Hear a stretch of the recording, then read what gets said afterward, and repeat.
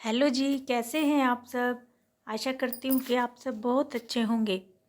चलिए आज देखते हैं जलपरी और एक लालची जमींदार की कहानी। किसी गांव में हरी नाम का एक बहुत ही अच्छा मछुआरा रहता था।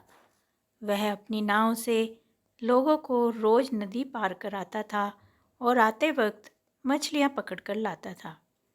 पूरे गांव वाले लोग उस नाविक की बहुत प्रशंसा करते थे क्योंकि वह सभी के काम आता था और जब भी किसी पर मुसीबत आ जाती थी तो उसी की मदद किया करता था। एक दिन रात का समय था।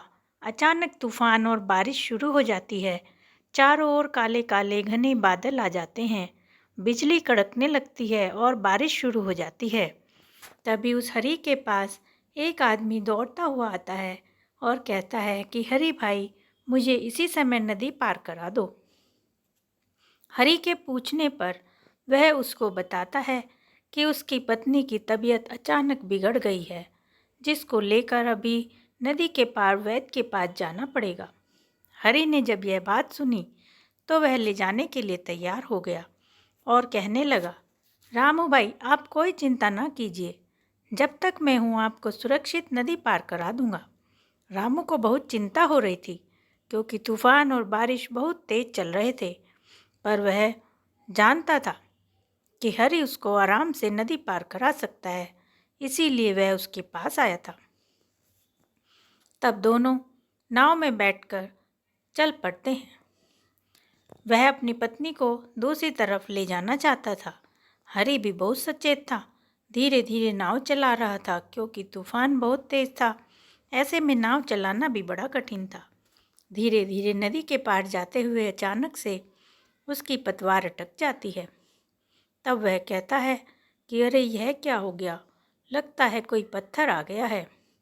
लेकिन तभी वह देखता है कि पतवार के पास से एक जलपरी निकलकर उसकी नाव में बैठ जाती है। तब वह उसको कहता है कि तुम कौन हो और मेरी नाव में क्या कर रही हो? तो जलपरी कहती है कि तुम सुरक्षित हो, मैं जलपरी हूँ, मैं तुम्हें कोई नुकसान नहीं पहुँचाऊँगी, तुम आराम से नदी पार कर लेना। मेरा घर बारिश होने के कारण बहुत भर गया है और जल के नीचे मैं अपने घर में सुरक्षित महसूस नहीं कर रही थी। जब तक मेरा घर व्यवस्थित ना हो जाए तब तक मैं तुम्हारी नाव में ही बैठ जाती हूँ। तब उसने पूछा कि क्या तुम्हारे नदी के नीचे भी कोई दुनिया है? तो जलपरी ने उसको बताया कि हाँ, नदी के नीचे हमारी ठीक वैसी ही दुनिया है जैसी तुम्हारी नदी के ऊपर है। ऐसा बताकर उसने कहा कि जैसे ही बारिश खत्म होगी मैं अपने घर को चली जाऊंगी। हरी बहुत खुश हुआ, कहने लगा, क्या तुम बारिश होने पर हमेशा ऊपर आती हो? तो उसने कहा कि हाँ, जब पूरब में बादल छाते हैं और बारिश आ जाती है तब मुझे अपना घर छोड़कर यहाँ आना पड़ता है, यह मेरी मजबूरी है। तब उसने कहा कि ठीक है, मैं अपनी नाव लेकर आ जाया करूँगा और तुम मेरी नाव में बैठ जाया करना। इस तरह से कहकर हरि ने नाव पार की और राम और उसकी पत्नी को सुरक्षित वैद्य के यहाँ पहुँचा दिया और उधर वह जलपरी भी अपने घर को चली गई।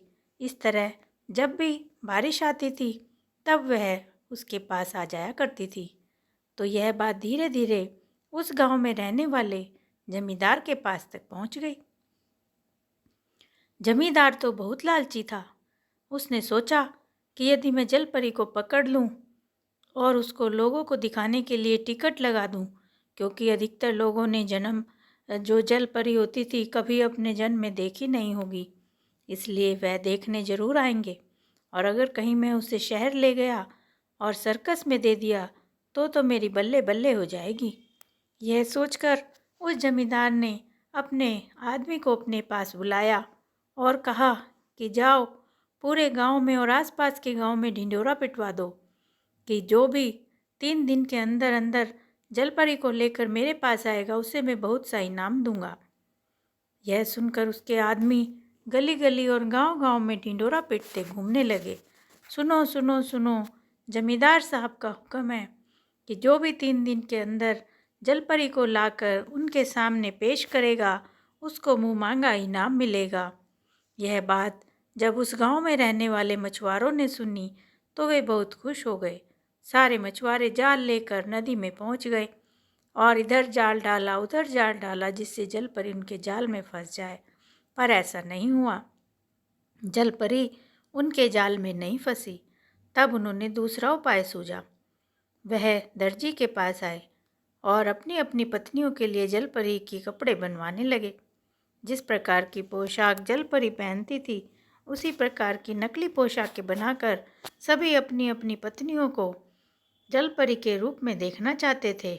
इस तरह से सभी ने दर्जी से पोशाकें बनवा कर तैयार कर ली और फिर सभी तैयार होकर उस जमींदार के सामने आ गए। जमींदार ने एक साथ जब इतनी सारी जलपरियों को देखा तो उसे कुछ संदेह हुआ। वह सोचने लगा, इतनी सारी जलपरियां कैसे आ गई? इनका इम्तिहान लेना पड़ेगा। यह सोचकर जमींदार ने उनसे कहा कि ठीक है, तुम सभी जलपरियां पानी में चली जाओ। जब तक मैं आवाज़ न लगाऊं पानी में ही रहना।